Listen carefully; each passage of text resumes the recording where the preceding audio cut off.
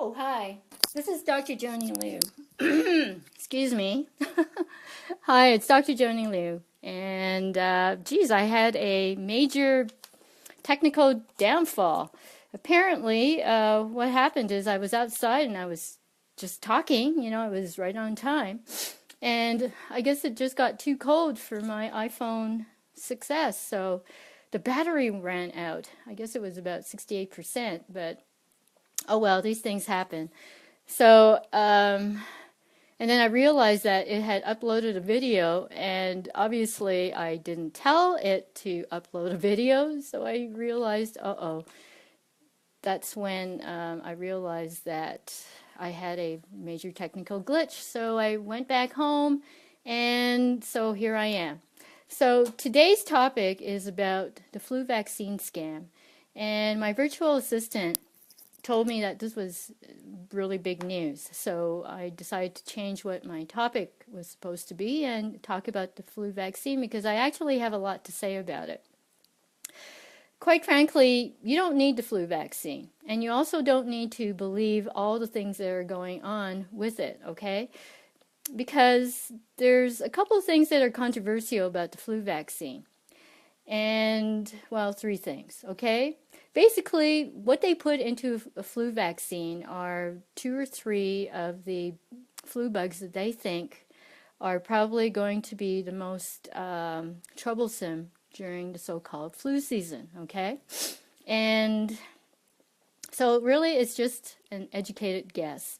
And I'm not even sure if you can call it an educated guess. It's just a guess because there are tens, even maybe hundreds of these things lying dormant in our bodies. These one-cell organisms are everywhere. So how can we really just guess? Okay, and so later on I'm going to tell you how you can universally grow your immunology, your immune system. Okay, but I guess, so that's the first thing. The vaccine flu is only a guess. The second thing is that statistics lie. They're using statistics to lie to you. Every single year, whether, all over the world, we're being told that it causes a lot of deaths, that there's a high mortality rate, okay? That even challenges deaths from heart disease and cancers, So there's about 597,000 deaths from heart disease and another 575,000 deaths from the different cancers in the USA every year. So proportionally, it's also true in Canada.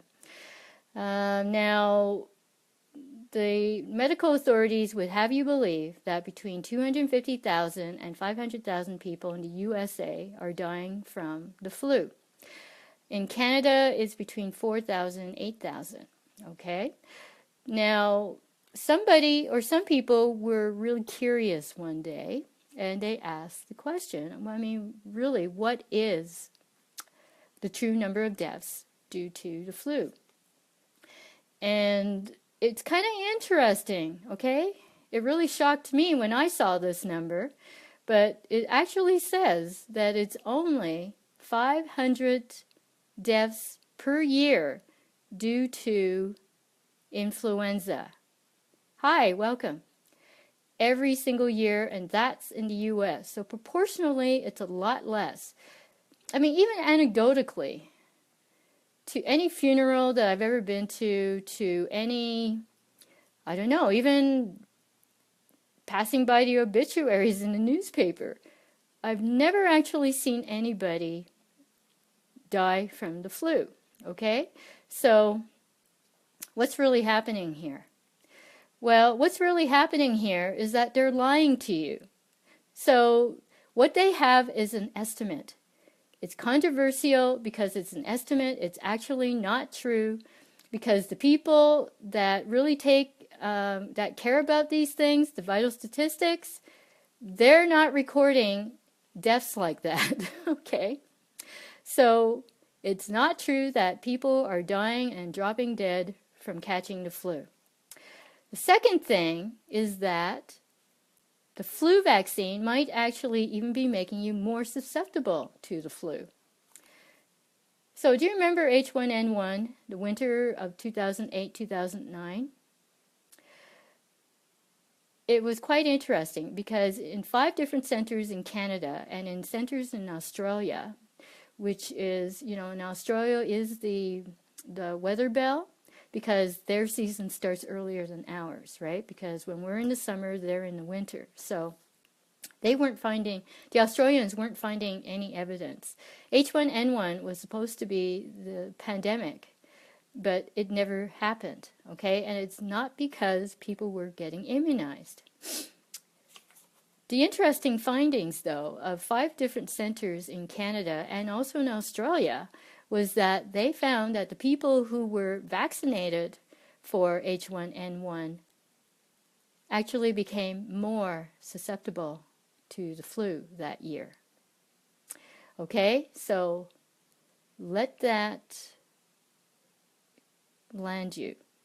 Okay, so I often notice that people who have the flu vaccine are actually sicker than other people who don't. I've never had the flu vaccine. I don't think I've had a flu since I was a teenager or a very young adult when I was in university. My kids, who are adult young men, have never had the flu when they were living with me, I still don't get the flu, and I definitely avoid all these flu clinics and whatnot. And so that leads us to why I and other people don't get the flu, okay? So the best thing that you can do for yourself is to get rid of any toxic thoughts and feelings that you have. Letting go of the things that you have no control. And so because of what I've seen recently going on, with the results of the American elections recently, there's still a lot of negativity and, people unfriending each other, people being vengeful, people looking out for all kinds of this and that, and it's going to affect you, okay? It's not going to affect anybody else. If you happen to have weaknesses in your respiratory system, it's going to affect that area for sure. I mean, people who get the flus, who get colds, the reason why you get them is because, one, you believe in such a thing as a flu season, and the other things is that you're worried about something, you're upset by something, you're being dominated by very negative thoughts and feelings, because the thing is about, in Chinese medicine, the lungs and the heart are in the same place in the chest. And so these are our most sensitive organs in the entire body. And so they feel all the emotions, and especially the negative ones. Okay? So if you're somebody who's susceptible to flu season, think about what you're thinking about and what you believe in. Okay? Because you've got to always look within yourself. So the thing about what happened with the elections, I understand that. In Canada, we had our own elections a year ago. I wasn't happy about the result, but I knew that night I done my best. I voted. I got the MP that I want. There's nothing else I can do except that I can choose to write a physical letter which represents 5,000 other unspoken minds, okay? A written letter, okay, mind you, to any government officials when I'm not happy about what's going on, because, same thing with my provincial government. Wasn't happy with what was going on with them, but I write to them as well. A physical letter means a lot more. So if you're burning up social media with your negativity and spreading it and complaining and blaming, stop it. You're adults. You can handle this. And I'm hoping for the best, okay? I'm hoping for the best. I'm hoping for the best for you, for me, for the US, for Canada. Things will all work out. They will.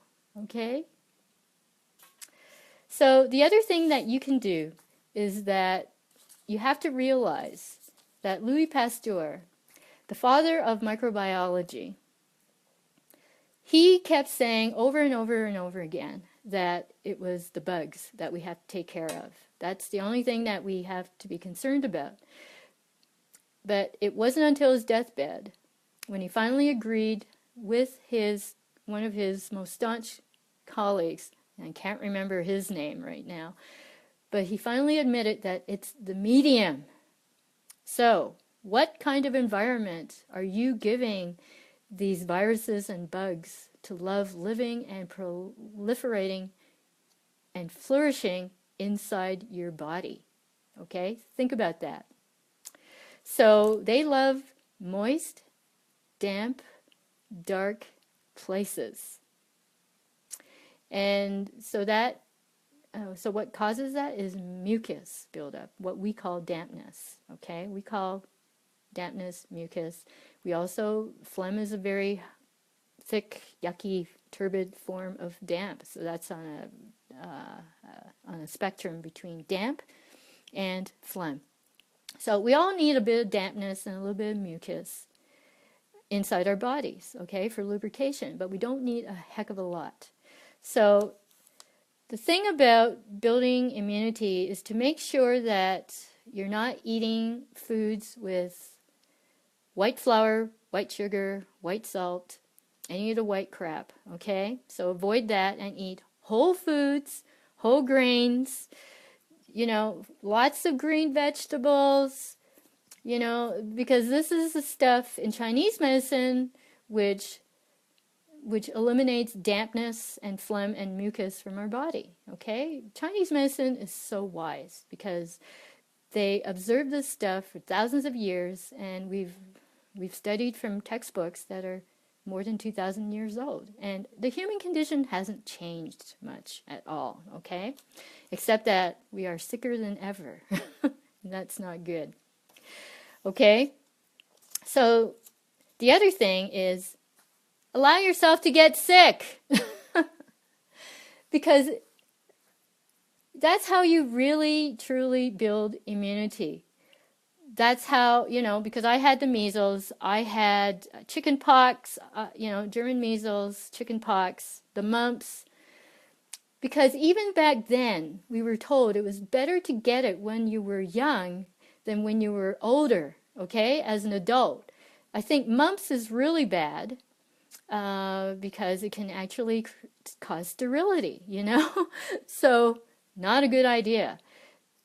So, in the world of vaccination, for all these kids who were vaccinated for all these diseases, they're actually getting these diseases as young adults. Because if you recall, in the NHL, about 2 or 3 seasons ago, NHL hockey players were getting the mumps.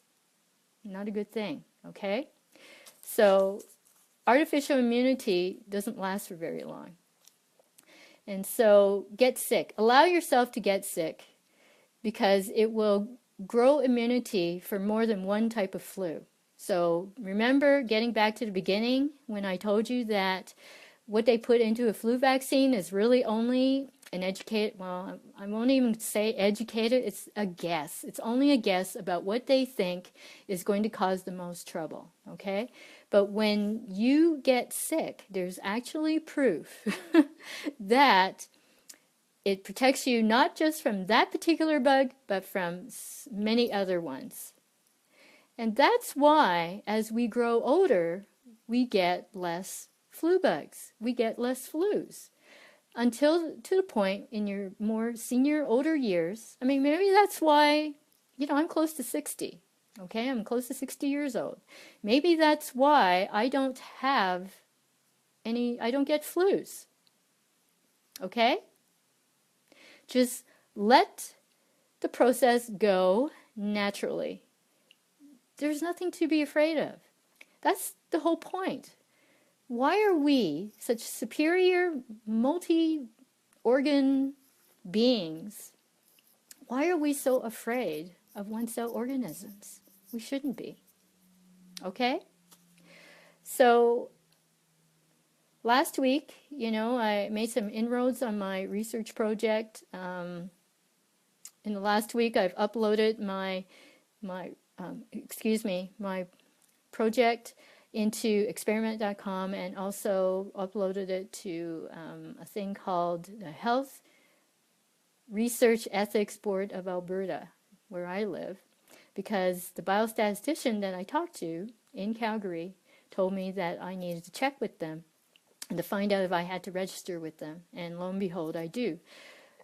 However, what they asked me to give them was so much stuff that I just immediately knew that I had to just stop everything and work on this really hard. So I managed to get everything uploaded on Tuesday, well ahead of my deadline this Friday, because next week I'm going to be in Jamaica, okay? So I want to be on the beach. And so I took care of everything. I worked really hard because this means so much to me. So the thing is, once the campaign starts, which is on November the 24th, 2016, through December 23rd, 2016, please donate to it.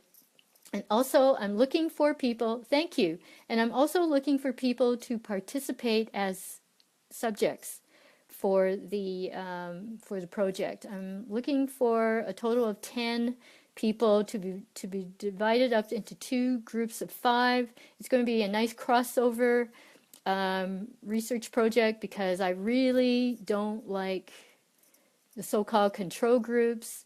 I think there's an ethical problem with those things, because I just didn't like the idea of denying a group of people from treatment, which I thought would really help them. So a fellow researcher understood my ethical dilemma.